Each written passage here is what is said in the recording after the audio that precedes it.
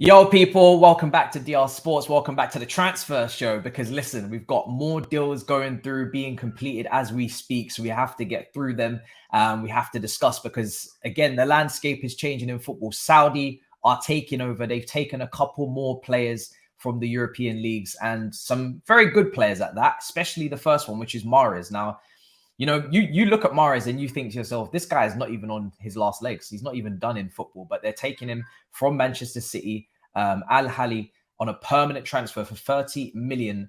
The contract until June 2027, agreed just a few days ago, and the deal's finally sealed. And we're seeing now actually images online of him holding up the shirt alongside. So, yeah, Mahrez gone from Manchester City. That's a big move for both player and club. I think his contract was coming towards an end this season anyway. I think he was coming into the last year of his contract, and we're seeing that with a lot of these moves from the Saudi clubs is that they're looking for opportunities. They're not just, buying anyone and everyone. They are looking for opportunities, players that maybe have come towards, the end of their careers at their clubs only with a year left, or players that have run out of contract entirely, like Kante, or players that are coming towards the end of their careers and of course are looking for, the last maybe potential big payout. So a lot of them are opportunities. They haven't gone for too many players that are, just signed last summer or, right in their prime, apart from obviously Mbappe. But again, Mbappe is another one that you could say is an opportunity because his contract's coming towards an end as well, with a year left. So that's the kind of market that they're looking at.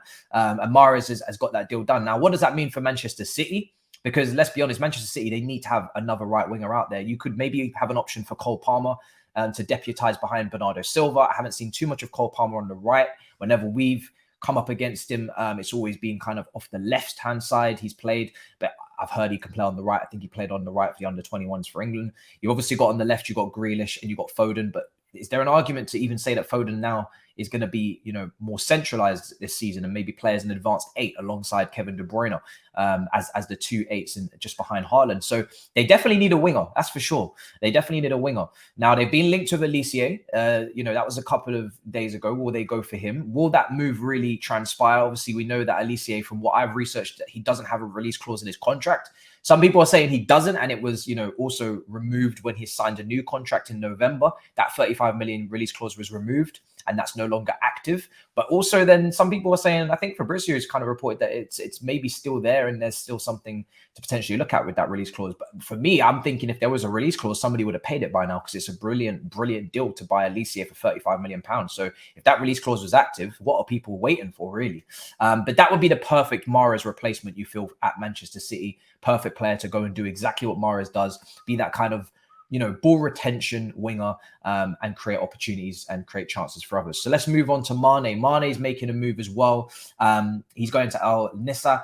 Bayern Munich and Mane are in Tokyo at the moment. They're having talks in Japan. The deal is advancing. The talks are continuing, and they're discussing the key points to make it happen. Mane not really in favour at Bayern Munich. We saw at the end of last season kind of rumblings. Thomas Tuchel was kind of hinting that it's not really his type of forward. Mane, maybe his type of striker. We know Mane was signed from Liverpool, obviously, last summer to play up front. He was a winger for a long time at Liverpool, his whole time at Liverpool, really, and at Southampton. Then the last 6 months of his career, from January kind of onwards last season, season before last season, he kind of moved to a striker position and kind of regained and, found a bit of form. Then Mane was sent to Bayern Munich and sold to Bayern Munich for a replacement for Lewandowski. Hasn't worked out. He didn't have a great season. And now Tuchel it seems like he's definitely actually looking for a new striker. Bayern Munich obviously chasing Harry Kane. So Mane not really, really favoured at Bayern. To go to the wing again is something that maybe is kind of past his sell-by date in terms of playing on the wing. They've obviously got other options there, Sane, Gnabry. So looks like Mane could be going to Al Nassr as well. And an offer is set to be put in around about 37 million euros to Bayern for Mane. And again, this is another opportunity. So this is what I'm talking about with the Saudi clubs, seeking opportunities, seeking maybe weak points in big clubs and players that are unsettled or unhappy or running out of contract and pouncing on that and making a move. Fabinho, another one, has been authorized to travel as well for the first part of his medical to go to Al Ittihad, as an expected 40 million euro deal is on the cards as well, waiting to check documents and key steps, and then the deal will be done. Now, again, another player moving out of the top European leagues. This is a player that for me over the last kind of 18 months has not really played at the level that he did prior. Now, back end of last season, he did improve and he was a bit better.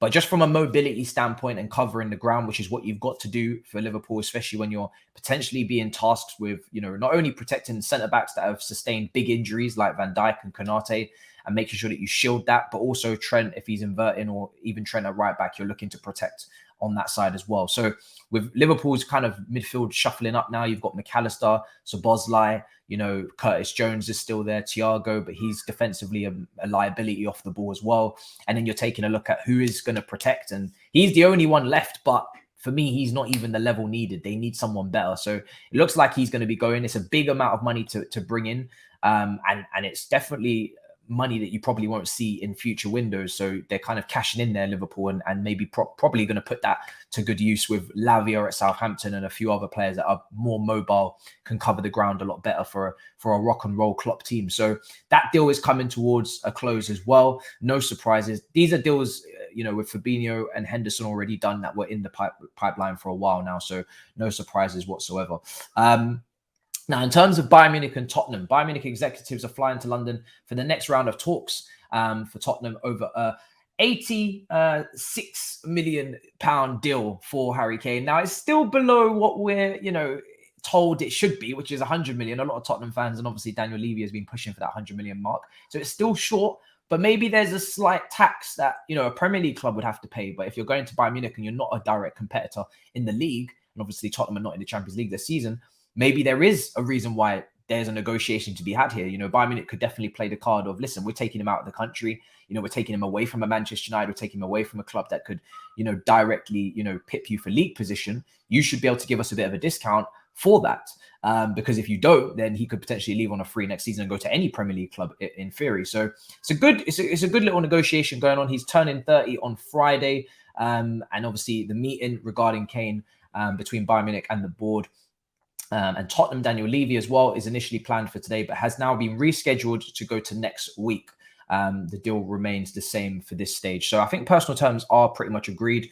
We see that so many times with players that they agree personal terms. It doesn't really mean anything until a deal and a fee is agreed with the clubs. And also you can agree personal terms with multiple clubs at one time. Just because you agree personal terms, it doesn't mean that you're going there and that's your first choice as a player. You could agree personal terms with 3 clubs and you have a pecking order of who you want to go to. So Harry Kane, it remains to be seen if he's actually definitely trying to go to Bayern Munich or he's just trying to have that as an option. But let's see. And of course, it seems like the meeting has been pushed back. So is that a tactic from Tottenham, or are they just busy with other matters? I don't know. I think at this point they want that deal kind of concluded, so they know if they need to get a replacement, they need to get that money in so they can move in the market themselves. The striker market is definitely not a great market in my opinion at the moment. There's not a lot of options. Also PSG as well are thought to be interested in Kane, but from what I've been reading, they're not going to move unless the deal with Bayern Munich collapses. Obviously they're a little bit behind in terms of the groundwork on this one. And Brighton have rejected another bid from Chelsea, an £80 million offer with no add-ons on that. Now, for me personally, Bloom and Brighton, they have not moved from this 100 million minimum fixed fee deal. Now, obviously with a fixed fee, that means guarantees. So you could still do a 90 million plus 10 million add-ons, 85 million plus 15 million add-ons, but those add-ons have to be guaranteed. They can't be, Premier League win or Champions League win. It's got to be installments, and it's got to be, part payments. Now, Chelsea are yet to, want to go that high. They're kind of trying to cap it off at this kind of mark at 80 million. If they want the player, they're going to have to go higher. We'll see if Chelsea come with another bid. I think this is Chelsea's 4th bid.